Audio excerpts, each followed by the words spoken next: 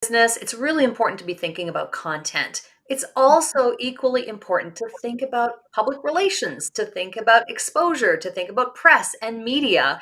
And no one is better to speak on this subject than Kimi Evans, who is a really a media visibility coach. And she's a friend of mine, and we both go way back in the television industry. So we both Mhm. come to this topic with a multitude of years, maybe collectively, Kimmy, more than we want to admit, years Right. of experience, but nonetheless. So excited to have you on today to talk about how and why media exposure should be paramount for business owners. And so welcome to the discussion today on Cashing on Camera. Let's start with benefits. Let's start Yeah. with why would a business owner need to consider getting media exposure? Yeah. Well, first off, too, I do want to say thank you so much for having me. And it's such a joy to be here with you. I'm super excited about this, especially the way you do this, where you broadcast everywhere at one time. It's very fascinating to me.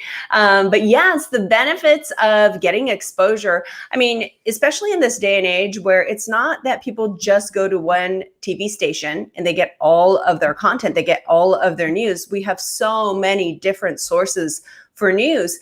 And social media becomes that as well, right? So there's media that we're typically used to, television type media. And then now we have social media. We've got Twitter, we've got all the things.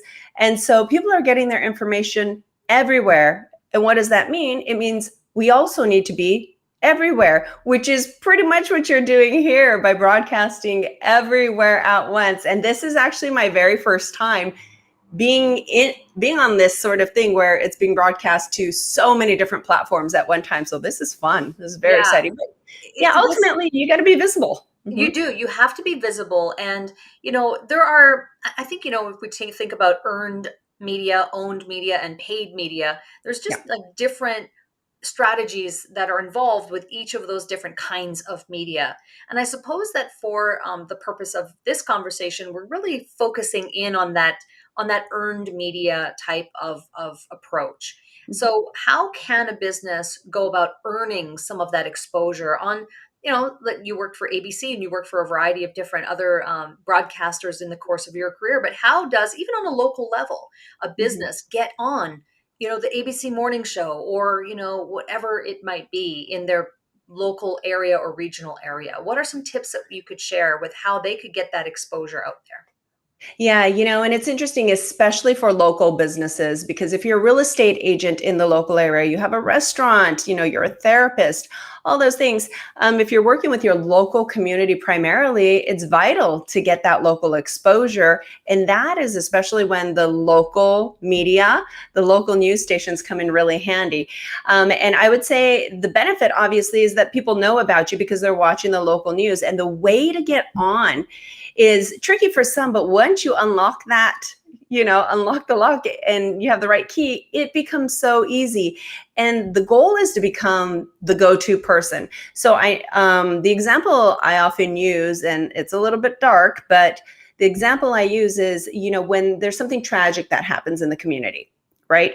Whether it's a school shooting or, something horrible happens in the community, who's the first person that you're going to see on the morning news the following day? It's typically a psychologist, a therapist, and they might be talking to the parents about how to speak to your children about this tragedy that they're going to hear about when they go to school, and getting the kids comfortable and how to deal with that. And so I always tell people you really want to watch the news cycle and see what's going on with the news and keep your finger on the pulse, because there are things that are happening every moment that you can tap into. And then there are things that are a little farther out. For instance, holiday events, holiday things, and then you've got all the other things the day of or month of. So for instance, it could be Breast Cancer Awareness Month. It could be Suicide Prevention Month, all of those types of things. And then there are different ways to tie in your message to those months, days, weeks, the calendar type events. And so there are so many different opportunities. And then it comes down to pitching yourself and having a strategy. And so really what it is looking at your business and saying to yourself, how can I be relevant to what Mhm. is maybe going on currently in the news? And second to that, how can I make myself relevant to regular events that happen that we can foresee are coming down the line? We know Yeah. that Mother's Day, Valentine's Mhm. Day, whatever those things offer, obviously the most obvious one we could use is probably, flower shops and Valentine's Day. But I, Mhm. I would encourage people, and maybe you do too, Kimmy, to think about how we can expand that thinking to beyond what's Yeah, obvious. So, exactly. what would be Yeah. an example of something maybe less obvious on how, someone could be relevant to what's going on in their community or on the calendar? Yeah, there are so many examples. So let's take Valentine's Day because, like you said, you've got your go-tos, right? You've got the flower shop, the chocolate place, all the candies. But what about a dating coach, right? That could be a big thing. So Valentine's Day, along with holidays, we think of them as celebratory things, perhaps, but there are a lot of people who think of certain events as depressing. Suicide rates go up during the holidays. And so things like that, like the way we are trained to view the holidays, oh, cinnamon and apple pie and the loveliness, may be the case for a lot of people, but there are also a lot of people where they might be living on the streets. They might be single, they might be alone, they might be separated from their families, they might not have families, and it's the most depressing time. So that would be an opportunity for, let's just say, like a therapist, excuse me, to come in and talk about how to care for people like that and what we can do as a community to serve those people and reach out and maybe just encouraging the community to, hey, invite someone over, whatever it might be. So there are things like that too. So there's always more than one way to look at an event, right? And And it's just sort of being mindful of that. Mm-hmm. yeah, and I think here's an interesting point that I want to make, just based on the examples that you've given so far, is that you've been talking a little bit more from the standpoint of news being kind of on the somber side or the Mm-hmm. counterbalance to the happy. It's like, and we have to think about that, I think, from the Mm-hmm. perspective of when we think of news, like just think about your local news channel, your local news station. It's not all happy news. That's why it's Yeah. on the news, right? So Yep. it's important to be thinking about that part of it and how you Mm-hmm. can relate or be relevant to stories and events that are less than happy.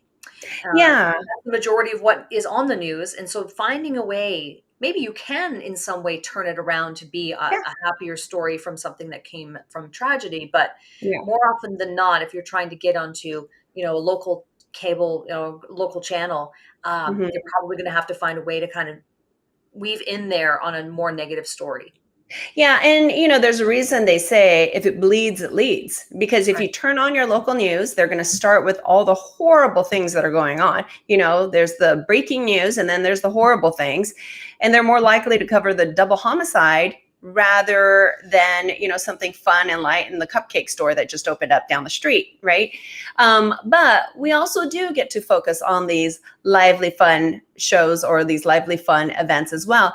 And that's where we tie it all together, because there's a newscast format and a show format. So you'll know the difference when you're watching the news. If it's just a newscast and they're pretty buttoned up and you don't have any guests in the studio or hardly ever, versus the shows where it's more like a lifestyle show. Now, those are the shows that want you to come in and say, hey, here are the latest and greatest things to get your dad for Father's Day. And, you kind of have all of your cooking segments and that sort of thing. So depending on your city, on the city that you live in, depending on the market, depending on the news market, the types of shows they have, you can absolutely tailor your message to that specific newscast. And so it's always important to know what they do and who they serve and how you can serve their audience, because the audience is going to be a little bit different, per show and per channel, all of the things. Yeah. Mm-hmm. And I like that you made that distinction between news and then shows, because Yeah. it's important that a business owner understand that from the news side of it, from the media organization side of it, they do compartmentalize. They Yes. treat each in a different way, because one is more entertainment focused, and the other one is more factual and supposed to be Yeah. unbiased approach to Right. presenting the facts. And so, from a business perspective, most business owners would probably be more comfortable going toward the show format, right? Yes. The lifestyle programming, the Mhm. morning show, those Yep. types of things. And so, it brings up the topic, and I think you were kind of going there, Kimmy, with the approach, right? It's the pitch. How Yep. do you get on, let's say, your local morning show? I think it's always about how you position what's in it for them. Right. Where the mistake often happens is that people go in and they go, um, they make an assumption that, hey, I'm local, I deserve to be on this show, or Mhm. the thing that I do is so important that why wouldn't you have me on your show? And it's not Right. really that way at all. So I'd love for Not you at to all. speak from your perspective. How Yep. can a business pitch to get on, say, a local morning show? Well, and let me give an example because I would have people pitch me all day, every day. And keep in mind, a lot of these news stations get thousands of emails every single day. And there are producers, booking producers, you've got the assignment desk, the people who are making decisions, the people who are trying to find somebody to interview, somebody to bring on the show, because they have to fill time slots all day, every day. So I think of them as event producers where they have to get all these, like the dancers and the fire twirlers and the chefs and the caterers and the support staff. Think of putting a wedding on every single day and all the moving parts that go with that. That's the sort of thing that they are doing. So what they are not looking for is someone to show up to the wedding and say, hey, look at all these watches I'm selling. Which one of my watches do you want to buy? They're not interested in purchasing what you are selling. They're interested in having people show up and say, hey, okay, yes, I can accommodate with 300 chairs or 75 tables, and here's the selection of napkins we have. And so it's all about, well, what is it they need, and then come to them with what they need and make their life easier. And the Mm, way you can make their life easier is by understanding their audience, understanding what's happening in the news cycle and the calendar, and then just being relevant and offering a service. Because when you go on the shows, you're not there to pitch yourself. And that's the mistake a lot of people make is, oh, well, I want to come on and I want to, do this, and I want to show people my new fitness studio and teach them the workouts, and I can teach them how to do, 25 push-ups in 30 seconds. And it's like, and then how is that serving the audience? So a lot of businesses get into self-promotion mode. What they don't yeah. realize is as long as they're there to serve, there's a good chance they'll be asked back. And you want to be the person that gets asked back. And in order to be asked on the show over and over and over again and be the go-to person, you want to be flexible. So you want to have something that you can pitch for today and then next week. And how do you shift that around? So maybe you do have a bakery, but maybe it's like gluten-free, health day or something. And then there's a vegan day, and then there's sugar day, and then there's donut day. And then, so there's all the different days. And then there's the nonprofit that you've partnered with. And then there's, donation to the homeless shelter that you do, and on and on and on. So there are different angles, and it's about finding that angle that's going to serve that audience at that time. During the holidays, they're certainly going to want to interview the people who have something to give away and the people who are serving their communities, because it's about generosity. And that's also the time when they want to tug on the heartstrings a little bit more than other times. So understanding that is important. Yeah, and it's interesting because you said, about emotion. Anything that you can bring to the table that's going to trigger some type of emotional response from the audience is really going to benefit you. So these are all the considerations that you have to keep in mind if you're going to Mhm. pitch yourself to the media. So there's Yeah. this whole piece around, well, what will the topic be, and the exploration of what that is. Yeah. But then there's also, to that point, the pitch. How do you get on? And Mhm. you're right, to become the go-to person for that morning show. It's challenging to get your foot in the door to become a go-to person. But once you're Mhm. in there and you do a Oh, good job and you yeah. provide value to the audience, you'll be in the Rolodex, to use an old-fashioned term. Yeah. You'll be Maybe in we the should explain Rolodex. what a Rolodex is to some people. Exactly. Um, and I think back to my news, producing days, and also news managerial days. the people that came to us with pitches were the ones that we accepted were the ones who did not come with a promotional mindset. They were Yes. people that came with a service mindset. So Yes. really, Mhm. really key distinction. And Yep. it's subtle, very Yes. subtle. So And subtle. you know what? A producer, someone who's booking or an assignment desk or whatever, they know that there's something in it Yeah. for you already. So don't Right. worry. They Yes. already know that you're going to be getting something by your appearance on the show. You don't They've have got you to covered. really point that out. Right. Just by Love a it. person being there, just by your business or you showing up and being there, now that part is done. Yeah. Like you're already promoted. So now let's focus on how you serve, and it's all about that serving and also knowing the right people to reach out to and doing it gracefully too. And people always ask me, how often should I pitch? And I say, you can pitch to them once a week if you want to via email. You can still send the emails in. You can still make the phone calls. You don't want to overdo it. But what you always want to do is be adding value. And anytime somebody pitches, I always recommend at least put in about 3 different options of different topics you can cover to serve their audience. Hey, I know you have a lot of time slots to fill and you're looking for people during this holiday season and different topics and whatever. I have a couple of suggestions or, some thoughts. Let me know if any of these resonate with you, and then you can outline them.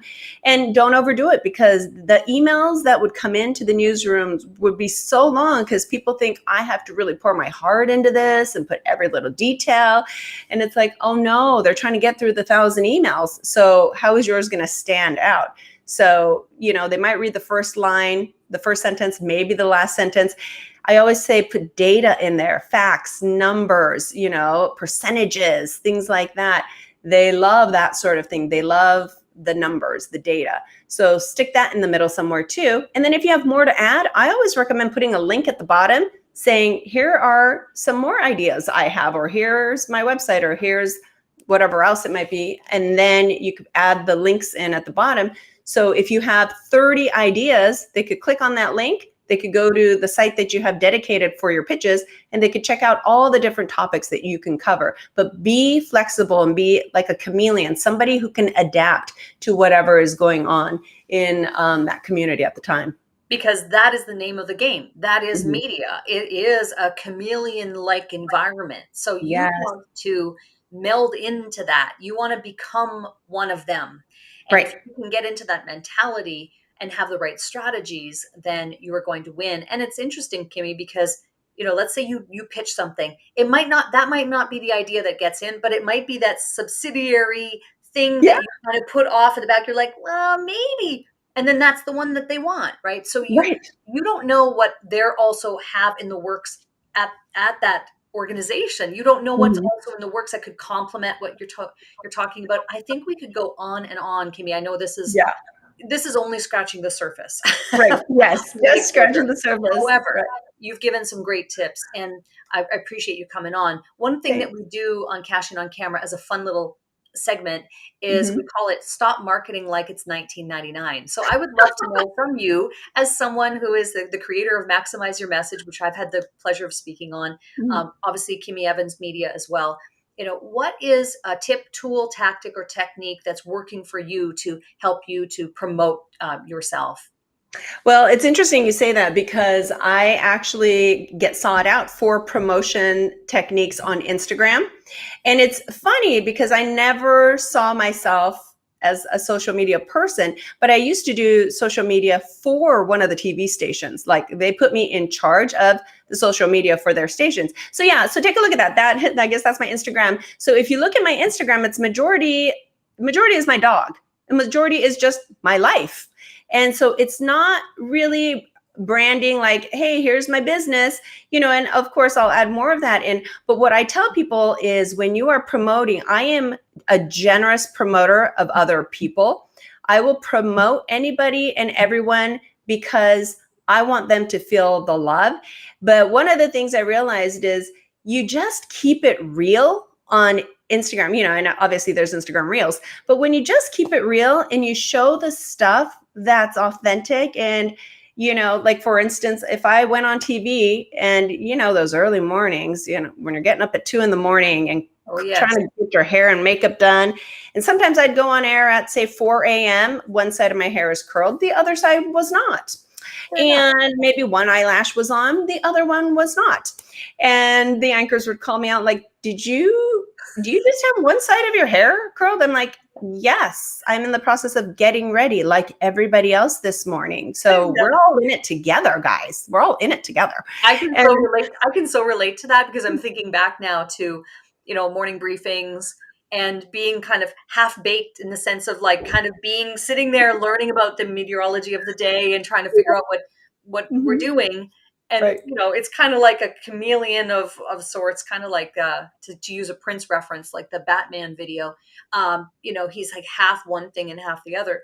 But yeah, it's so true. It's so true. But I love what you said Yeah. about being real, and a lot of Hmm. the videos that you share too are like that behind the scenes. People love that Yeah. kind of stuff. Hmm. They love it. Yeah, people like the messy, and that's why they always say turn your mess into your message, because nobody can relate to perfection. Like nobody. Like I don't know a single person who could look at somebody's social media where everything is like perfectly done in the perfect home with the perfect baked goods and everything and the perfect outfit, hair and makeup, and say, I can relate to that. No, nobody can relate to that. No one. No. What we relate to is real stuff, the struggles, the real things that go on in life. Because I say Facebook is fake book and Instagram is insta scam.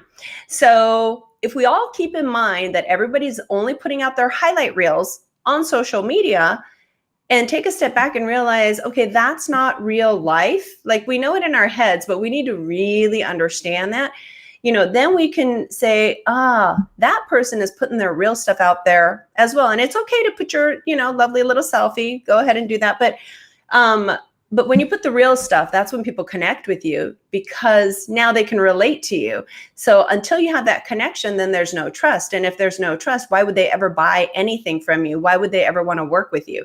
So I find that it is so much more valuable just to be real about the messy stuff. And then that kind of makes a person a little more endearing to another person.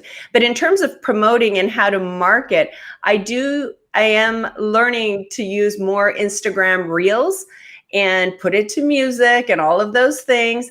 But I've realized that what I do when I promote a lot of the events I speak at is I will go to their pages and pull stuff that's on their social media pages and then make a little video and then promote that way. Because obviously video is the way to go. But when we do these kinds of talks or summits and events and speaking engagements, a lot of times the promotional materials are given to us. So I often will take that, but then a lot of times if there are, say, multiple speakers, I'll take all of those, all of the people that are speaking, all the speakers, and maybe snippets from their social media, and then make my own little video out of it. So I I like that. become my own little producer. Although I've got to say, I do like 1999, so there are beautiful things about 1999. I do want to just print out a flyer and then staple it to a tree. Like I'm still down with that. For So sure. maybe Old school. we could try going old school and see how that works. Who knows? Maybe as we start moving into the metaverse, Uh-huh. all what that entails, there will Yeah. be like this rebellion going back to old school stapling flyers to trees. Yeah, that would be really fun to see. And then we could all bring out our flip phones and see how that works for us. Exactly. Right. Kimmy, this is so much fun, and you know what? We could probably go on for a long time about media exposure. I'd love to have you back on I would Catch love the to come Camera back. Yeah. sometime. Maybe we can really dig in to Hmm. strategies around the pitching, Yes. and really kind of like how to send an email. What should the Yep. email be? We hinted at it today. Be short, Hmm. be brief, but there's a lot more to unpack on how you can really Yeah. make inroads. And so maybe that would be a great next topic too. That would be great. And I am doing an event next week. It's called Maximize. It's on maximizeyourmessage.live. Okay. And so for your audience, if they would like to join, so the people watching today, if you'd like to join, it'll be free just for you. But you're welcome to come join me where I'll be doing a workshop to dig in a little bit more. And then, teaching you how to do a media bio and all of those things and how to pitch. But I would love to come back on your show because this is the sort of thing I feel like a lot of people need. It's the thing they need that they don't realize they need, because it builds credibility when you're on TV. If you have the as seen on ABC, NBC, CBS, Fox, all the things, it really helps your business with credibility. You could use it for your marketing and on and on. Mm-hmm. I love it. Maximize your message live. Yep. Live is where to Dot live. go. And connect with Kimi on Instagram. Yeah. You have a great account, a lot of followers, and I being one of them. And I thank you so much for being on Cash In on Camera today, Kimi. I look Thank you forward to so our much. next conversation. Yeah, that would be really great. All right. Thank you so much for having me. You're welcome.